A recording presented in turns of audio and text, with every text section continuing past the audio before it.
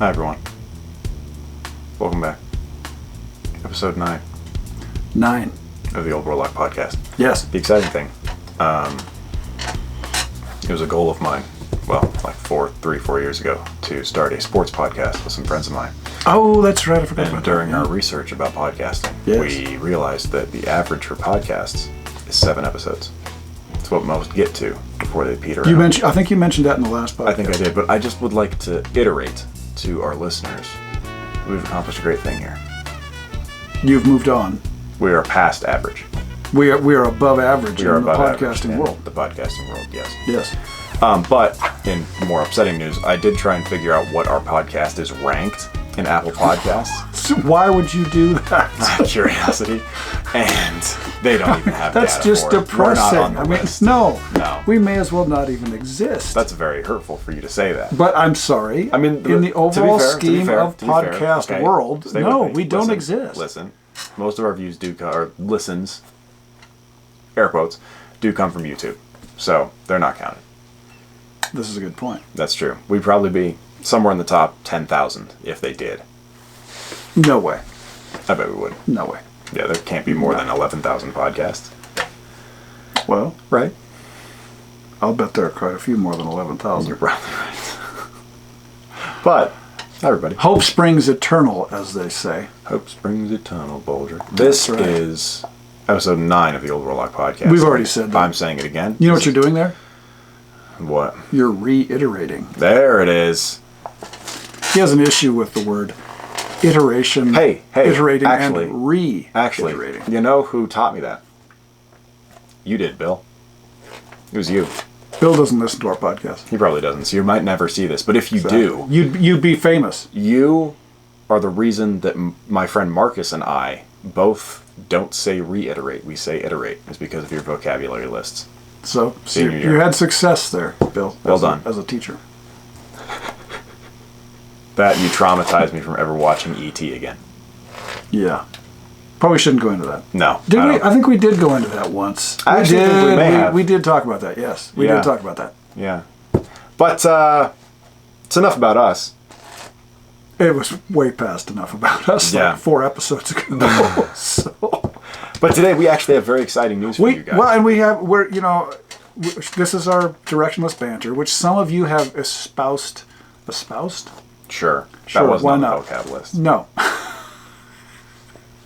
Which some of you have shown a dislike for. Not some of you. Probably those people are no longer watching the podcast. But I got to be honest, if you don't like the directionless banner, you probably shouldn't be here. Yeah, that's true. I mean, we enjoy the directionless banner.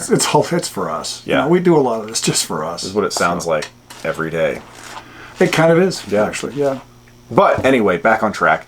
We actually got something sent to us. You just blew out the speakers again. Recently. Everybody driving. I'm sorry. See, bad Warlock is out there destroying people's car stereo systems again. I know. If I ruined any of your car stereo systems, I'm sorry. Actually, I'm not sorry because that's an admission of guilt. I would like to express my condolences to your car speakers.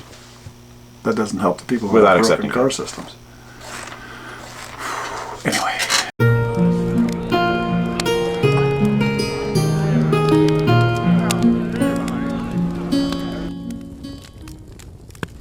But we did get something sent to us very recently. Yes, we did. Our good friends. I'll pull this up. This is actually really cool. PowerhouseCreative.com. It's called The Fate Mill, a D20 to spark your imagination. This is actually a very interesting product. It is. And something I did want to say, though, is that we are happy to talk about people's creations. We are, yes. Very happy, But the one thing we probably will not do is talk about people's fiction. No. Just because that's really subjective. It is. Everybody has their own taste. And so I wouldn't want to be giving my opinions, either positive or negative, about someone's fiction writing I just don't think that's fair.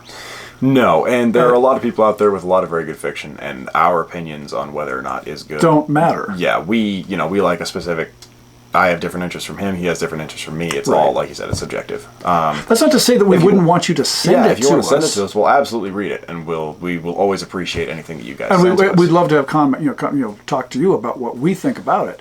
but we will not be presenting things like fiction, any kind of writing, creative writing. We won't be covering that on the channel. No, unless you are one of J.R.R. Tolkien's children, then we will make an exception. Well, I doubt if we'd even do that. I would. Okay, fine. Yeah, but that's it. But if you do have something interesting that your company, some kind of game item, something Dungeons and Dragons adjacent that you'd like to send us and have us take a look at, we are always happy to take a look at it. And that's what's happened here. Absolutely. So again, circling back around, thank you to Tower House Creative and the people over there. Elton, in particular, was the one that we interacted with. And again, it is called the Fate Mill, a D20 to spark your imagination. This is, it's a unique item, I would say. It's something I've never seen anything quite like this before. This is very different, yeah. It's basically a D20 with improv prompts on it. So they go all the way from things like no and yes and yes and yes but no, maybe and. So basically what we get out of it is that if you're kind of stuck in your description for something, particularly as a dungeon master or a game master, then you need some sort of, you're in a hallway is the example that they give. You're stuck somewhere and you need some kind of description of where you are, what's going on, what the players are experiencing. Anything like that, you can roll this die and you can base what's going on off of that. So we could just read. Yeah, I was going to say, let's read some of the examples here, because I've actually come up with a couple of cool ways to use this. Okay. But anyway, like Alexander was saying, it's a big honking 20-sided die. And those of you who probably are our normal watchers, you know what big honking means. Large. Because your generation wouldn't use big honkin'. I do. Do you? Well, that's because you have been listening to me say it for the past however many years, 22 years.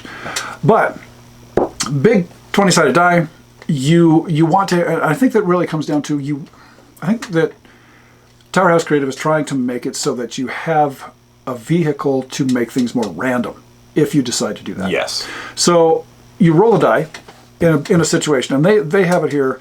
The question that you would ask, can I see anything down the hallway? So, anyway, go ahead and roll. Let's see, we got a number. What kind of number we get? Okay, they got a 9. Maybe, but. Maybe, but. And that's literally what's printed on the die. Maybe, comma, but. Don't know if you can see that. And we don't have the technological ability to zero in on it. Yeah. But, maybe, sorry, not but, maybe, but. Number 9, maybe, but. Maybe you aren't in a good position to tell, but you smell something. So that's the random answer that you would get back from the DM when you ask the question, can I see anything down the hallway? Maybe you aren't in a good position to tell, but you smell something. Yes. So there's quite a few different answers that can come about depending on the role that you get. Yeah. One thing that I thought about as far as this would be, a place that I thought that this would fit in well, is when people decided to visit an oracle. Oh, yeah, that'd be good. And because oracles, as far as I'm concerned, or maybe it's some other sort of mystical fortune teller. Exactly. To me, this would work perfectly because, as far as I'm concerned, an oracle should be mysterious. It should not be straightforward. It should be something that answers your question kind of, but then doesn't answer your question and leaves more questions after the question is asked. Tarot cards. You got to interpret it a little bit. So I think that this would be an excellent application for an oracle. I think it would too. Any sort of something like that I think would be great. But then also just in general, if you're a DM and if you're maybe you're improvising a dungeon, you're coming up with something completely on the fly, which is something that a lot of dungeon masters have had to do before. Sure. This is a great item to have for that. If you're not able to think of something on the spot, you can roll dice behind the screen, which is always a good idea. Scare the players a little bit, and it can just maybe inspire you to kind of come up with some sort of response to whatever their question may be. And they write here in the Fate Mill instructions, and really it just, again, it comes like this. It says, really, there is no wrong way to use the D20. The goal is to keep adventurers moving and to provide on-the-spot inspiration. There you go. So, anyway, I thought this was interesting. And when this was sent to us by Elton of Tower House Creative, he sent us another one. An extra one. And that brings us to really the focus of what we're going to be saying here. We very much appreciate the product. We like the product. Thank you to Elton and everybody at Tower House Creative. But this is the second ever Old Warlock giveaway. That's right. Did we have another one? Yeah, remember we gave away the photo. Oh, so we did. Two years ago. So we gave away the signed photo. That's very true. But second ever Old Warlock giveaway, and this one's going to be a little bit different. Yes. If you are listening, if you are watching. And before we go, I do want to say we're offering this only to our podcast viewers. Yes. Because we have determined through analytics that you're the ones who like us. You're the ones who really enjoy what we do. Yeah, you 400 people, you're the ones who keep coming back. I thought you were going to say 3 or 4. You 3 or 4 people. Yeah. Yeah. But you're the ones that seem to be returning, so we're offering this only to our podcast you people. Although exclusively. if word gets out, we'll take anything. Well, yeah, but you have to do this on the YouTube video. Yes. I should probably say that specifically. On the YouTube video for podcast number 9, the one that you're listening to right now, we are going to just have you guys... Actually, no, I'm mistaken about this. No, you're heading down the wrong path there. Sorry. Here's what we're going to do. Yeah, this is actually what we're going to do. Scratch everything. We're going to give this away. We are. To one of you guys. To one of you. And we will just mail it to you. But what you will need to do in order to win it is you're going to have to send us a one-page dungeon. Yes. Out of all the one-page dungeons that we receive, we will choose one, I think, randomly. Yeah, I would say. Because again, it's so much of that is subjective too. But we will choose a random one-page dungeon out of those that we receive by January 1st. Sure. And if you are chosen, you will receive a free Fate Mail by Tower House Creative, and we will use your one-page dungeon and we will discuss it on the podcast. We absolutely will. To specify what a one-page dungeon is, we mean you get one 8.5-11 by sheet of graph paper, essentially. Or any piece of paper. Yeah. I think I would it's go. Kind of the, I would go the with graph max. paper. 8.5 by 11. Yes. Inch page of graph sheet paper. On one side of it, you are going to draw out a dungeon that can be as large within the confines of that, as small, as detailed, weird, funny, dangerous, scary dungeon as you want to create. Make it the most extravagant thing you can think of. Do whatever you want. It could be something that already exists. You can make it specifically for this. We just want to see some of your guys' creativity. Yeah. So come up with a one-page, again, one side of an 8.5-11 by sheet of graph paper, and send it to us. Send a scan of it, send a picture of it, something like that, to us at officialoldwarlock@gmail.com. officialoldwarlock@gmail.com. We'll include that down below so you guys can do it. If you need to contact us through the website as well, you can find it through there. But create something on that one piece of paper, send it to us. And all of the descriptive material, did we cover this? All the descriptive material needs to be on that same side of that 8.5 by 11 page. Yeah. You can be as detailed as you want. You can have as little detail as you want. You can make one room and just have a duck right in the middle. Exactly, and maybe that's your one-page dungeon, and you might win since we are doing this randomly. Yeah.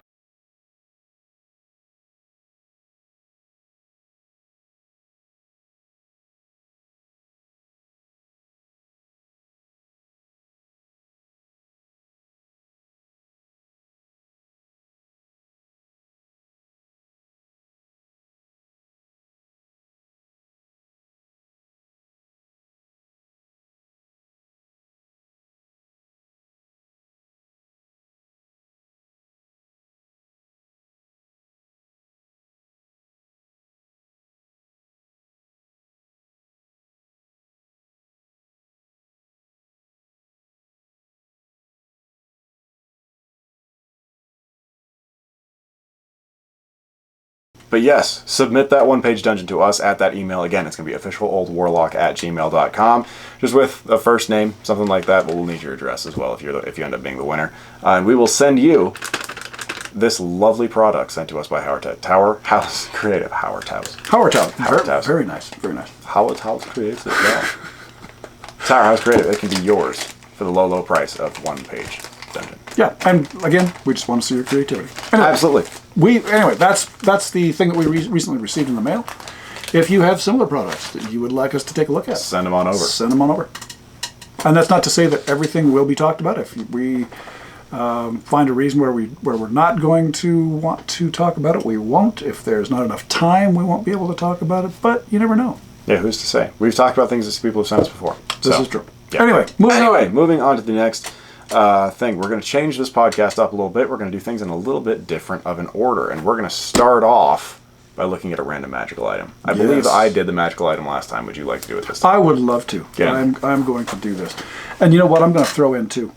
Just because I know you're watching the clock and I don't care. I'm going to do two. All right. Because that's how I am. Yeah, may as well. You only live once. Not in D&D. That's true. Or in Hinduism. Anyway, I'm going to open up the book randomly and point to a random item like this. This is odd. Okay.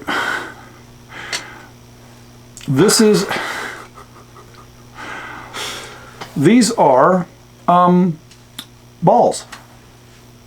Most magical balls are similar to crystal balls and measure from 1 to 5 feet in diameter. The balls may be clear, opaque, or of one or more colors. Most are crystal or glass, but stone, wood, and other materials have been used to create magical balls. And the one that I chose out of the Encyclopedia Magica Volume 1, page 149, is the cue ball, which has a gold piece value of 6,000.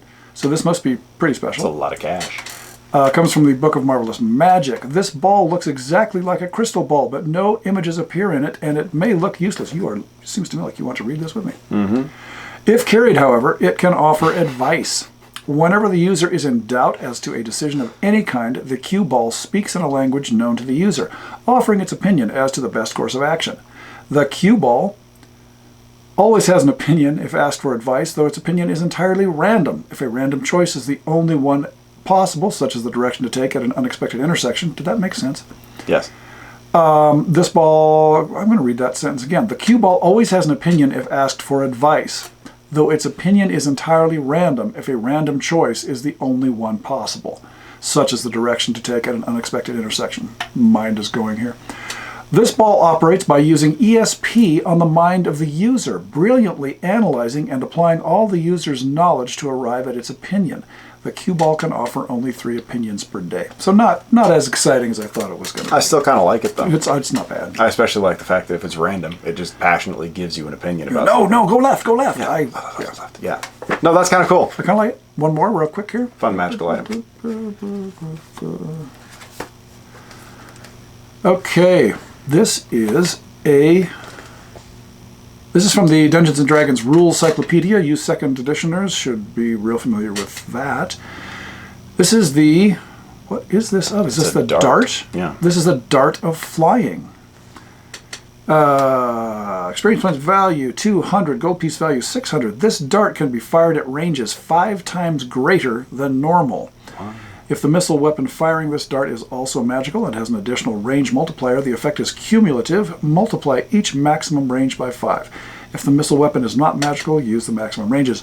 So it's just a long distance. Just a powerful dart. Yeah. So, okay. Not as cool as the cue ball. I like the cue ball better. I like the cue ball quite a bit. Cue ball's cool. Very cool. What's next? Quite a few of you guys, actually a lot of you, recently have been asking to hear more about his world and what he does in it and what our experiences and adventures are that we have in it. So what we want to start doing is maybe every podcast, maybe not every podcast, every once in a while, we will have a new little segment here where we have him talk about one aspect of his world and something that goes on within it. Jim's World. It's a weird movie. It's very strange. Yeah. Yes, and I was actually kind of flattered that people were interested in hearing more about my campaign. It's kind of tough to talk about, though, because it has been in creation for over 40 years now. It's big. So we thought that I would just... Very big. He's been in like 10% of it. So, but I thought we would just talk about different segments that I either really like or that I'm working on at the moment, because I'm constantly revising this and changing it to fit new ways of looking at things. Yeah, it's kind of in the middle of a large overhaul. Major overhaul right now. And I'm not going to go into detail about that today. What I'm going to part of it I'm going to go into, and that is I'm going to discuss elves. Elves. I am a big fan of having elves in my campaign. This is because, in fact, for those of you who follow us at all, you know that we're big fans of Lord of the Rings. And a lot of my concept for elves comes straight out of Lord of the Rings. And In fact, I'm rereading Lord of the Rings at the moment. Well, not right now, but it's my bedtime reading. Because it's been probably 6 years plus since I last read it. So that's kind of got me, that kick-started me into thinking, all right, I got to revisit my elves again. So what I have done with elves in my campaign, you have wood elves, you have high elves. I also have snow elves. We've got gray elves. We've got the drow. A lot of you call it drow. I prefer drow. But the thing that I've been working on most recently are wild elves, which are like wood elves, and the snow elves. Now, snow elves, they're just kind of like the other more closely tied to nature elves that I have. My wood elves have very special abilities. As you know, most of you probably have applied this in the past. Elves can move silently. They can, or move next to silently. They're hard to see, things like that. But my wood elves are just a few steps beyond that.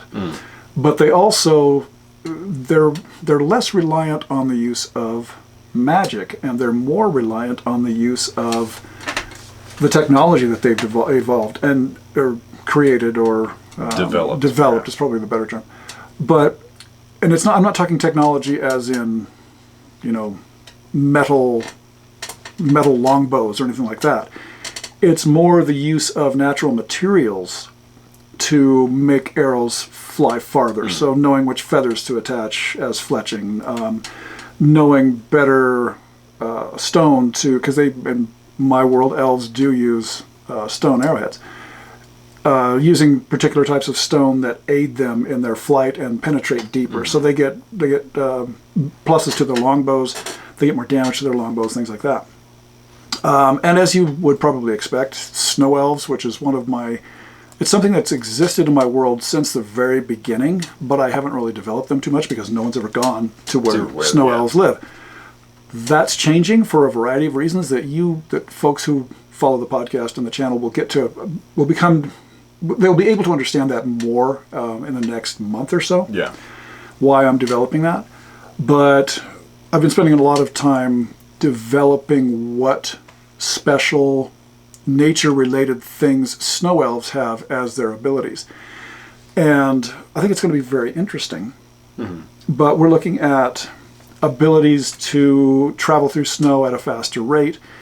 And my goal is to make it so that some of these elves have decided to move away from where the snow elves normally live, and some of the technology that they have developed, some of the knowledge of the technology that they've developed, I want that to be available to other people, player characters, moving forward, so that they can use these inventions in a new and exciting way that, right? Sorry. In a new and exciting way that I probably haven't even predicted yet. That's one of my favorite things to do, is take things, develop them within one of the cultures in my world, and then toss it to the player characters and see where they run with it. Yeah. And so I'm kind of excited to do that with the snow elves. Why are the snow elves who they are? They live in a place, wait for this creative title, they live in a place called the Snowy Isle. And yeah, I was thinking of going with the Sunny Isle, but it just didn't seem to fit. Yeah. But to me, a lot of this is just adaptations of these different humanoid groups to whatever environment they've lived in for the past X hundred or thousands of years. Yeah. And so that's something that I've been focused on for a long time, and that's something I've really been getting back to recently, again, because of some of the projects we have in the works. Yeah. Questions? None from me personally. I mean, I've interacted with elves on a pretty limited basis, actually, within your world, just because of where I've gone and the things that I've done. This is true. This is true. It's just a few select times that I've actually interacted with them, and it's primarily been with wild elves in the forests. And it's a cool dynamic that's very different from Lord of the Rings, Legolas type elves, and even the wood elves in that. It's very, very different from that. I do have, there's also the high elves, which they've detached themselves largely from their more wild brethren. A little more Elrond kind of elf. A little more Elrondish, but there's also just kind of a standard serf class of high elves as well. But in fact, they've established one of the working countries. It's 90% elves, just through a variety of historic circumstances, and that's one of the 4 major countries that you've developed, that you have worked in over the years. You personally haven't spent that much time in there, but a lot of the player characters have. Once, technically. But over the years, it's happened. A lot of people have been there. Absolutely. But to me, elves are one of the cool things to be developing. But I've subdivided them into different offshoots, just to add flavor to any particular part of my world that you end up going to. Yeah.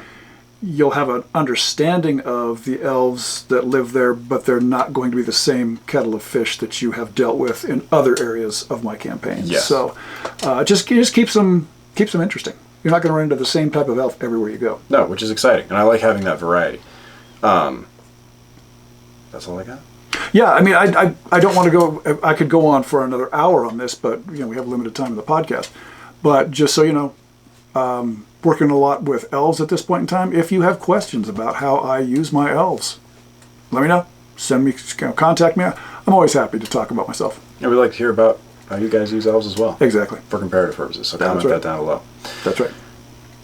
Up next on the Old Warlock Podcast, episode 9, we have Gamma World. Gamma World. So, one of the other things that I have been doing here recently is I have been reviewing the original Gamma World rules, or at least the very, very early Gamma World rules, because I plan on starting a campaign. I think I've mentioned this in previous podcasts. I think last time we talked about this a little bit. But I picked up off of Drive-Thru RPG a print-on-demand copy of the original rules. And reading through this, I am getting back to the point of understanding why I loved this game when it first came out. The first time I played this, sorry if I'm repeating myself, this game was picked up by my friend John back in probably, John. He's a religious watcher of the show. So yeah, John, I think you picked this up in 1980, maybe. And I fell in love with this game then. We only played it a couple of times, which always disappointed me because this is actually such a fun game.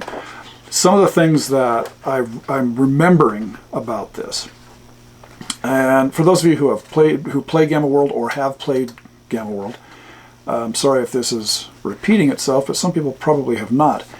It's basically post-apocalypse campaign, and the world is kind of devolved to the point where there is, the pursuit of technology, and like you had mentioned in the previous podcast, it's Fallout. Very Fallout, yeah. And so you go to places where there used to be technology, there are robots protecting it, there are humanoids. The cool thing about this, though, is there are ways that you can develop your character. You can be a pure strained human who has not been affected by mutations.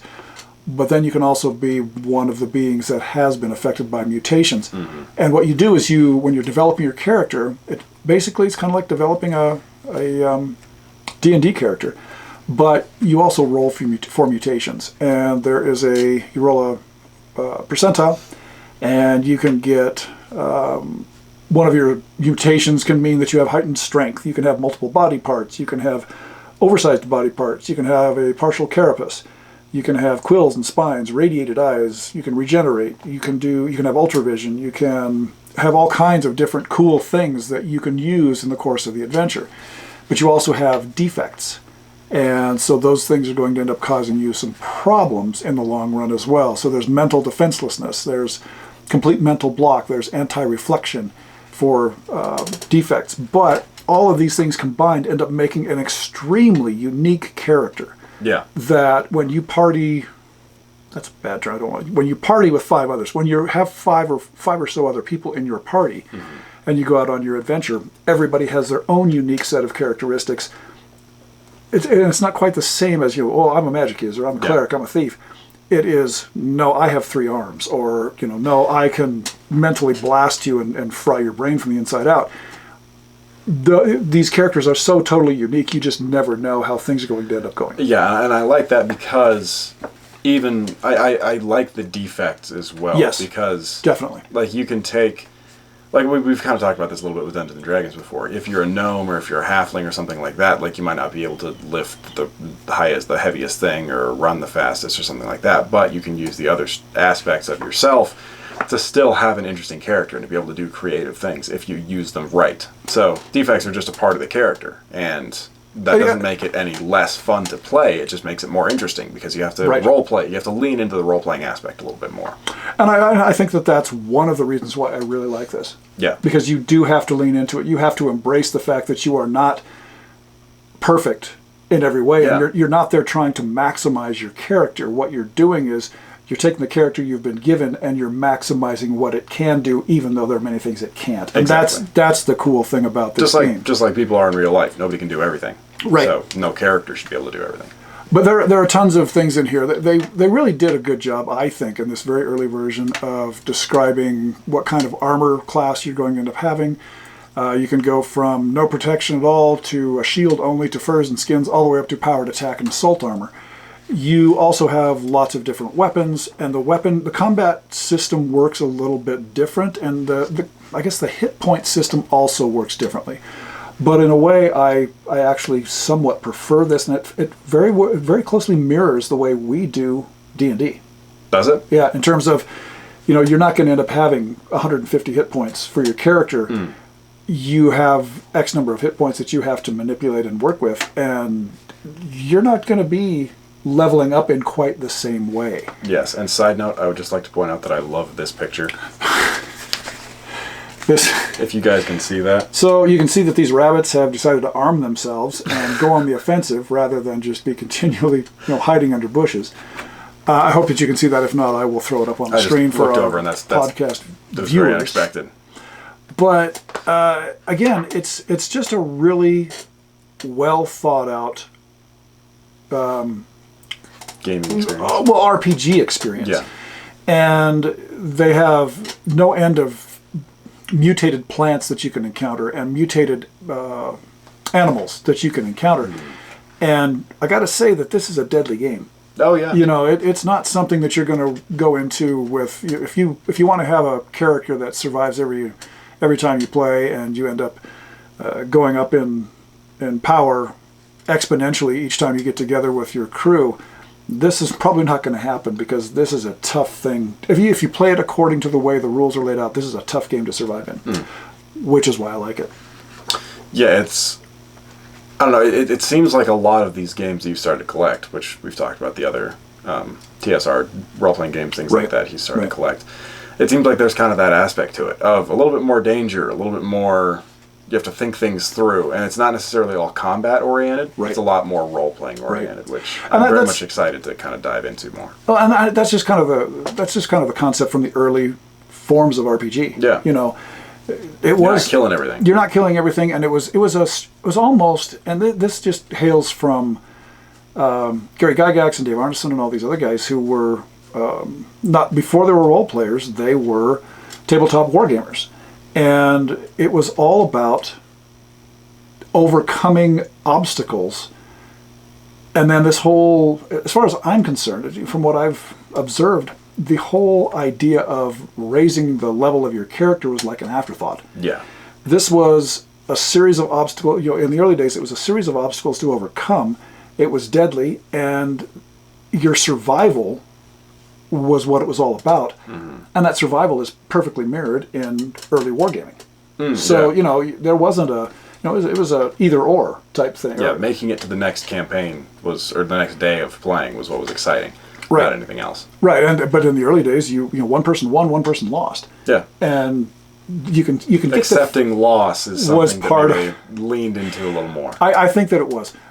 But anyway, one of the interesting things about this, and I will hold this up, and if it doesn't come through, we will show it on the screen. They have a matrix here for figuring out how ancient technology worked. So, you pick up your blaster pistol, And there's actually a chart here that you have to roll dice to find your way through to see if you can figure out how it works. So it's not just picking it up and going, oh, I pull the trigger and point it and it's going to go off. No, you have to figure out how the thing is going to work. That, of course, is all predicated on whether, on how intelligent you are, what your wisdom is, how well you have the ability to figure these kinds of things out. But as you can see, there are different matrices that you have to make your way through, and you have to try them again and again and again if you keep failing until you can figure out how something works. But this all takes time. If you keep track of the time, it could take you weeks as a character to figure out how something works, which I really like the way they've reflected that in the game. Yeah. But time is important. Time is significant, and making it not real necessarily, but adding an aspect of reality into the gaming. Right. To make accomplishments seem like a bigger deal when you do accomplish something. But it's a great game, and I'm really looking forward to getting a campaign rolling on this. They also have suggestions in here of different factions that you have to work with or work against. Mm-hmm. So they've got a lot of things. You could jump right into this and start playing. And the way that it's laid out, it's also easy to expand it however you want to end up expanding it. Yeah. So. Yeah. So not just this, but also the other games that you've got. Boot Hill, Gangbusters, Top Secret. I'm excited to dive more into. Yeah, and we'll be getting more in depth in some of those. All of these. Also, we're talking about looking at Call of Cthulhu a little bit more. So if you guys have any advice on that, we'd love to hear that. Yes, we in fact, and that's something else we've discussed in the past, but the time has just gotten away from us to do that. But we need to lean more into. I like using that phrase. We need to lean more into Call of Cthulhu as well. Yes, absolutely. Because I love the Cthulhu setting. I think it's very cool. I think we've talked about that before. Yes. But unfortunately, how much time have we been spending on this so far? We are at somewhere around 40 minutes. I want to say. I can really talk. Yeah. That's the way it goes. That's why we're here. That's true. That's what we're supposed to do. So I think that we are going to close it out with a wizard spell, a magical spell out of Volume 1 of the Wizard Spell Compendium. We decided to go with a Volume 1 setup today. Well, you decided to do that. I did. I speak for us both. So a random spell. Here we go.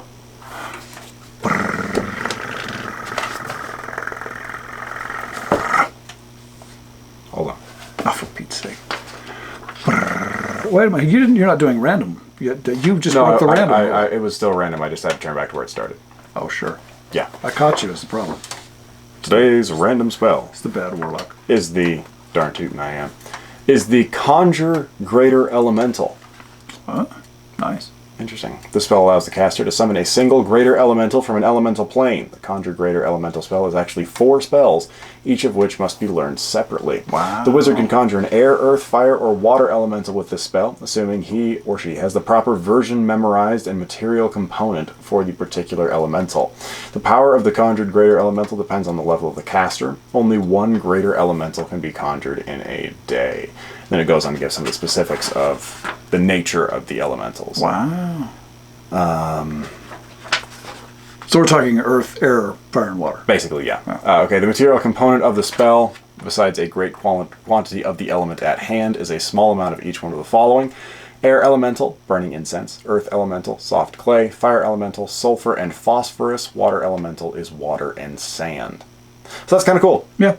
I like that. Yeah, I'd love to be able to cast that kind of a spell. It'd be nice to be able to just get in a fight, crank one of those bad boys out, and have a fire elemental. Although I have to imagine that's a fairly lengthy spell. It probably is. It does. Casting time is 1 turn, so that's. So it takes a little while. You can't just sit down and do it real quick. But it's not bad. No, not bad. But yeah, interesting. Not too spicy of spells or magical items today. Kind of keeping it simple. Yeah. Which is a shame. It's part of the problem of choosing Volume 1 of both of the compendiums. This is true. It is. But yeah. Be sure to send us your 1-page dungeons. We're very much excited to actually see them. We want to see what you guys can come up with and the creativity you guys have. But remember, keep in mind, you've only got until... You need to have them to us by January 1st. January 1 of 2023. Oh, jeez. Time sure is flying. But yes, send us those dungeons as soon as you get them done, get them completed, and you will be entered in to receive the Fate Mill D20 from Tower House Creative. Thank you so much again to Elton and everybody over there for sending these to us. We very much appreciate it. Yes. And if any of you guys have something similar that you would like to send us, feel free. We'd love to take a look at it. Other news? Nothing too much that we're going to talk about yet. We may have the Christmas special. Yes, that. But we will talk about that. We've put that off so long, I'm worried that we're not going to get it out in time. I think that we are going to get it out in time. The Christmas special, that will be it'll at least be out before Christmas. We're gonna basically what we did last year, have some gift ideas, things like that. Some thank yous to all of you guys out there, saying thank you to you guys. Hopefully we'll have that done at least before Christmas. Might not be able to get some of the stuff ordered in time, depending on what we choose. It'll be a post-Christmas shopping list. Yeah, for any of you who have friends who play Dungeons & Dragons with birthdays in the early months of the year. You know, I was thinking that these are the gifts that you buy yourself because you didn't get what you wanted for Christmas. There it is, yeah. If you got a gift card, these are what you can spend. Yeah, there you go. Yeah. But hopefully we'll have that done here within the next couple weeks. And then we've been discussing having the holiday live stream. We're still figuring out the technology for that. We are still working on... Because we're clueless. We're still working on picking out a date on which to do that, so we don't have any specifics yet. But the live stream will likely be within the week before Christmas. Yes. Is what I can say. That's kind of what I think that's where we're headed. Yeah, so keep your eyes open for that. Once we do decide on when that's going to be done, we're going to start talking about that constantly to make sure it gets to everybody who wants to be there. So yeah, hopefully that'll be fun. Hopefully it actually works, and hopefully you guys are willing to stop by and say hello. Do not, I repeat, do not hold your breath on it working. On it working perfectly, no. There's a good chance you'll Because pass if you've out. watched the past few podcast episodes on YouTube, you'll realize that we struggle with this, or just a little bit. Just a touch. Yeah. So. I'm going to say one other thing. Go ahead.